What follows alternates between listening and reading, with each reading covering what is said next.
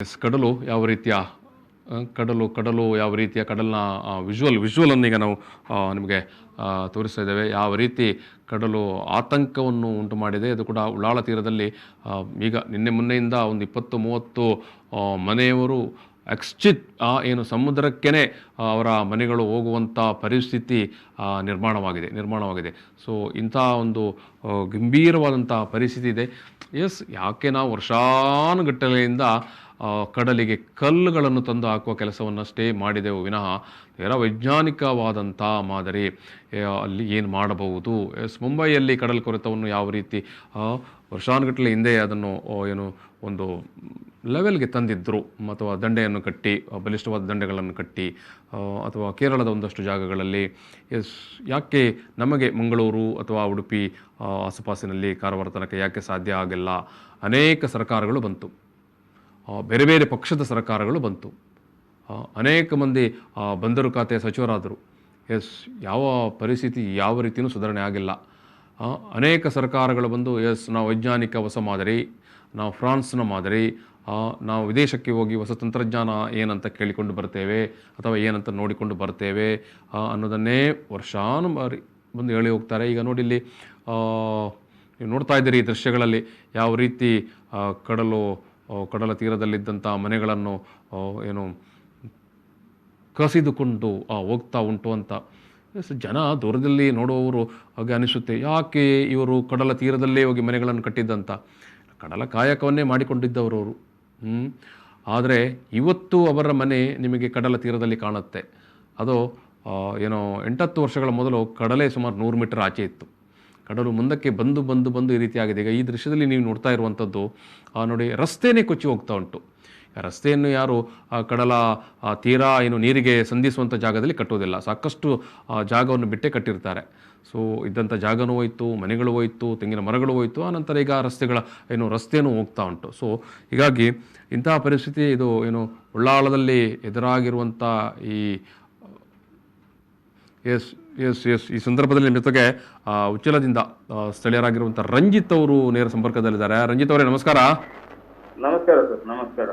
ನಾವು ನೋಡ್ತಾ ಇದ್ದೇವೆ ಅತ್ಯಂತ ಒಂದು ಆತಂಕದ ಪರಿಸ್ಥಿತಿ. ಯಾಕಂತ ಹೇಳಿದ್ರೆ ಅನೇಕ ಮಂದಿಯ ಮನೆಗಳು ಆತಂಕವನ್ನು ಎದುರಿಸುವಂಥದ್ದು ಅಥವಾ ಯಾವುದೇ ಸಂದರ್ಭದಲ್ಲಿ ಕುಸಿದು ಹೋಗುವಂಥ ಸಾಧ್ಯತೆಗಳು ಕಾಣಿಸ್ತಾ ಉಂಟು. ಇದು ಆ ಪರಿಸರದ ನಿವಾಸಿಯಾಗಿ ಈ ಕಡಲ್ ಕೊರೆತದ್ದು ಈ ಸಮಸ್ಯೆ ಬಗ್ಗೆ ಏನು ನೀವು ಹೇಳಲಿಕ್ಕೆ ಬಯಸ್ತೀರಿ, ಏನು ಕೇಳಲಿಕ್ಕೆ ಬಯಸ್ತೀರಿ ರಂಜಿತ್? ನಾವು ಕೇಳುದೇನಂದ್ರೆ ಸಿಸ್ಟಮ್ ಹತ್ರ ಕೇಳುದು ಸರ್. ನೀವು 2010ರಲ್ಲಿ ಆ ಕಡಲು ಎಲ್ಲಿತ್ತು ಅಂತ ನೋಡಿ.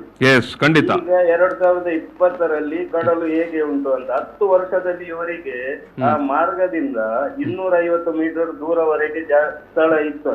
ಹೌದು, ಖಂಡಿತ. ಅದನ್ನು ಇವರಿಗೆ ಸೇವ್ ಮಾಡ್ಲಿಕ್ಕೆ ನಮ್ಮ ಸಿಸ್ಟಮ್ ಅವರಿಂದ ಆಗ್ಲಿಲ್ಲ ಇದುವರೆಗೆ. ಹೌದು, ಎಡಿಬಿ ಅವರು ಎಲ್ಲ ಫೇಲಿಯರ್ ಇದು. ಎಡಿಬಿ ಅವರು ಇಡೀ ಸಮುದ್ರಕ್ಕೆ ಕಲ್ಲು ಹಾಕಿದ್ದಾರೆ, ಅಷ್ಟ ಹಣ ವೇಸ್ಟ್ ಆಗಿದೆ. ಅದೇ ಕಲ್ಲನ್ನು ಇಲ್ಲಿ ಪರ್ಮನೆಂಟ್ ತಡೆಗೋಡೆ ಸೀವಾಲ್ ಮಾಡಿದ್ರೆ ಈ ಪರಿಸ್ಥಿತಿ ಬರ್ಲಿಕ್ಕೆ ಇರ್ಲಿಲ್ಲ. ಈಗ ನೋಡಿ, ಈಗ ತುಂಬಾ ಆಗ್ತಾ ಉಂಟು. ಈಗ 2 ನಿಮಿಷ ಮೊದಲು ಒಂದು ಕಾಂಪೌಂಡ್ ವಾಲ್ ಎಲ್ಲ ಆಗಿದೆ, ಹೋಗಿದೆ.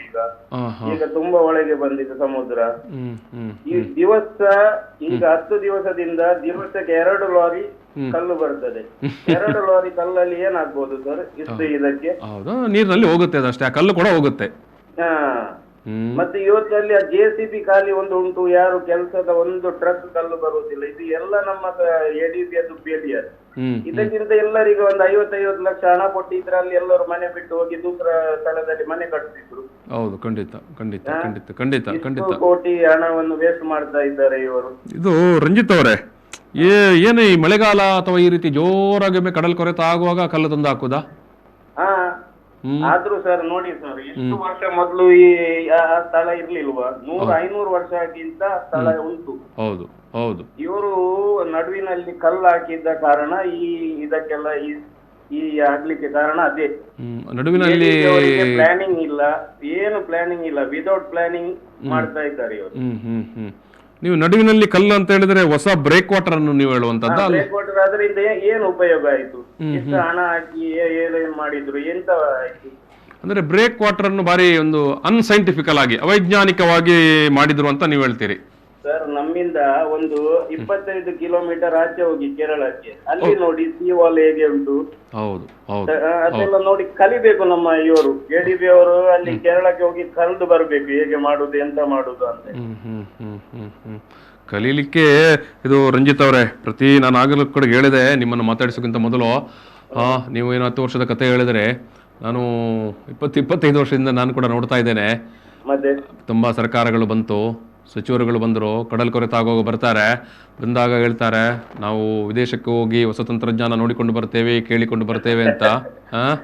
ನಮ್ಮ ತಂತ್ರವೇ ಕಲಿಬೇಕು. ಮೊದಲಿಂದ 500 ವರ್ಷಕ್ಕಿಂತ ನಮ್ಮ ಹಿರಿಯರೆಲ್ಲ ಇಲ್ಲೇ ವಾಸಿಸೋರು, ನಾವೆಲ್ಲ ಫಿಶರ್ಮ್ಯಾನ್ ಕಮ್ಯುನಿಟಿ ಅವರು. ನಮ್ಗೆ ಕಡಲು ಬಗ್ಗೆ ಗೊತ್ತಿರುವುದಲ್ಲ, ಈ ಗುಡ್ಡೆ ಹಳ್ಳಿಗಳಿಂದ ಬಂದವರಿಗೆ ಗೊತ್ತಿರುವುದು. ಯಾರಿಗೆ ಗೊತ್ತಿರೋದು? ಆದ್ರೆ ಲೋಕಲ್ಸ್ ಅವ್ರ ಹತ್ರ ಒಂದು ಎನ್ಕ್ವೈರಿ ಮಾಡ್ಬೇಕು, ಹೇಗೆ ಪ್ಲಾನ್ ಮಾಡೋದು, ಎಂತ ಮಾಡೋದು, ಹೇಗೆ ಇದು ಮಾಡೋದು. ಹಾಕ್ತಾರೆ, ಮ್ಯಾಟ್ ಹಾಕುದಿಲ್ಲ, ರಿವರ್ಸ್ ರಿಟರ್ನ್ ಹೇಗೆ ನೀರು ಹೋಗುದು ಅದು ಗೊತ್ತಿಲ್ಲ ಅವರಿಗೆ.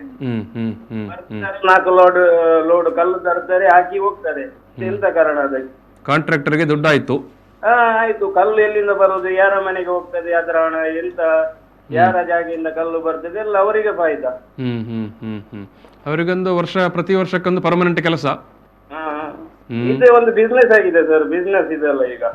ಬಿಸ್ನೆಸ್ ಇದಕ್ಕಿಂತ ಮೊದ್ಲು ಯಾವಾಗ 10 ವರ್ಷದಿಂದ ಅದು, ಇದಕ್ಕಿಂತ ಮೊದ್ಲು ಏನಾಗ್ಲಿಲ್ಲ. ಇದಕ್ಕೆ ಏನಾದ್ರೂ ಒಂದು ಕಾರಣ ಇರ್ಬೋದಲ್ಲ. 500-1000 ವರ್ಷಕ್ಕಿಂತ ಮೊದಲು ಇದ್ದ ಸ್ಥಳ, ಆಗ ಏನು ಪ್ರಾಬ್ಲಮ್ ಆಗ್ಲಿಲ್ಲ. ಈಗ 10 ವರ್ಷದಿಂದ ಹೀಗೆ ಆಗುವುದಕ್ಕೆ ಕಾರಣವೇನು ಅದನ್ನು ನೋಡಿ. ಹೌದು ಹೌದು ಹೌದು ಹೌದು ಹೌದು. ಎಸ್ ರಂಜಿತ್ ಅವರೇ, ನೋಡ, ಸರ್ಕಾರ ಗಮನ ಹರಿಸಬೇಕು, ಜನಪ್ರತಿನಿಧಿಗಳು ಗಮನ ಹರಿಸಬೇಕು, ಜನರು ಮಾತನಾಡಬೇಕು. ಅಲ್ಲ, ಯಾರು ಈಗ ಅಲ್ಲಿ ಒಂದು ಕುಡಿಯೋಕೆ ನೀರಿಲ್ಲ. ಈಗ 2021 ಅಲ್ಲಿ ಉಪ್ಪು ನೀರು ಕುಡಿತಾ ಇದ್ದಾರೆ ಆ ಸ್ಥಳದವರೆಲ್ಲ. ನಾನು ಅಲ್ಲಿ, ನನ್ನ ಮನೆಯಲ್ಲಿ. ಮತ್ತು ನಾವು, ನಮ್ಮ ದೇಶ ಮುಂದೆ ಹೋಗಿದೆ, ಎಂತ ಮುಂದೆ ಹೋಗಿದೆ, ಇದೀಗ ಮುಂದೆ ಹೋದದ್ದು ಕಡಲು. ಮತ್ತೆಂತದ್ದು? ಯಾರ ಹಣ? ಇವರು ಕಲ್ಲು ಹಾಕ್ತಾರೆ 4 ಲೋಡು, ಅದು ಯಾರ್ದು ಟ್ಯಾಕ್ಸ್ ಹಣ? ಟ್ಯಾಕ್ಸ್ ಪೇಯರ್ಸ್, ತೆರಿಗೆ ಪಾವತಿದಾರರ ದುಡ್ಡದು. ಮೊದ್ಲು ಅದು ಪಂಚಾಯತ್ ಇತ್ತು, ಈಗ ಪುರಸಭೆ ಆಗಿದೆ, ಈಗ ಟ್ಯಾಕ್ಸ್ ಹೆಚ್ಚಾಯ್ತು, ಹಣ ನಮ್ಮದೇ. ಸರಿ ಸರಿ ಸರಿ ರಂಜಿತ್ ಅವರೇ, ನೋಡ, ಏನಾದರೂ ಸರ್ಕಾರದವ್ರು ಮಾಡ್ಲಿ ಅಂತ ನಿರೀಕ್ಷೆ ಮಾಡೋದು ನಾವು ಕೂಡ. Yes thank you.